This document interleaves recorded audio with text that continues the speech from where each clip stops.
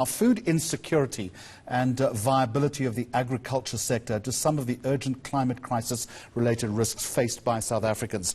The two fall into the list of factors that are almost certain to alter the fabric of our society. There is an important report that has been put together by Our Burning Planet, part of the daily Maverick, and one of the people involved in that study, Kevin Bloom. A very good afternoon to you. Let's start off by questioning what you were looking to achieve in the first place. What informed this particular study? Thank you, Jeremy. First of all, the report was commissioned from the Global Change Institute at University of the Witwatersrand. And we got some of the best environmental scientists in the world there. Bob Scholes, one of the world's top systems ecologists, Francois Engelbrecht, who's on the intergovernmental panel on climate change. And what we were looking to get at was the major risks that climate change poses to South Africa in the short to medium term, i.e. by the middle of the 21st century. And they came back with a report that we believe at Our Burning Planet is absolutely invaluable because it wasn't only the best environmental scientists in the world driving it, but they had a panel of 12 experts helping them to assess the risks.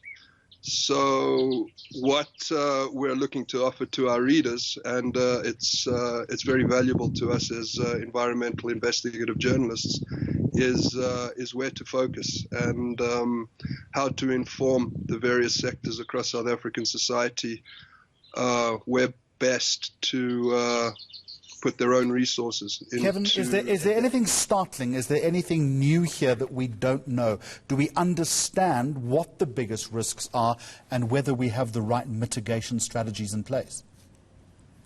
Well, we know we don't have the right mitigation strategies in place, Jeremy. I mean, we know government is moving at speed in the wrong direction. But I think if there's one takeaway here, it's the fact that when you put all of these risks together, they're actually threat multipliers. So what the scientists have looked at is clusters of risks. Food insecurity is not separate from water insecurity, is not separate from heat stress, is not separate from the threats to ecosystem collapse and ecosystem breakdown. And these threats start to become exponential. So I think it's emphasizing the urgency in government, big business, NGOs, trade unions, really putting the pressure on what now is, our most urgent short and medium term crisis. You use the word exponential. Are we worse off now, Kevin Bloom, than we were in previous times, say the past 2 or 3 years? Is the graph, the trajectory of that graph, starting to get steeper and steeper? It is, Jeremy. I mean, South Africa's warming at twice the global average. So international scientists are expecting 1.5 degrees of warming conservatively by 2030. It's probably going to be 2, which means we're going to be 4 degrees warmer than we are right now. And once we hit those sorts of levels, parts of this country basically become unlivable. Agriculture breaks down. Places like Gauteng are under risk for their own day zeros. It is getting worse. What's the immediate call to action, Kevin?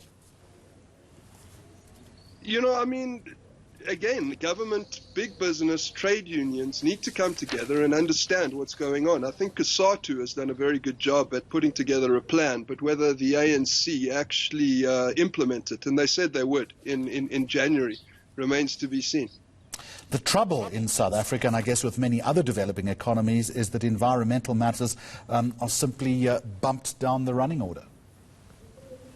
Absolutely, but here's an important point. You can't you can't divide or separate COVID-19 from an environmental emergency. COVID-19 is a zoonotic disease, and it's transmitted from animals to humans.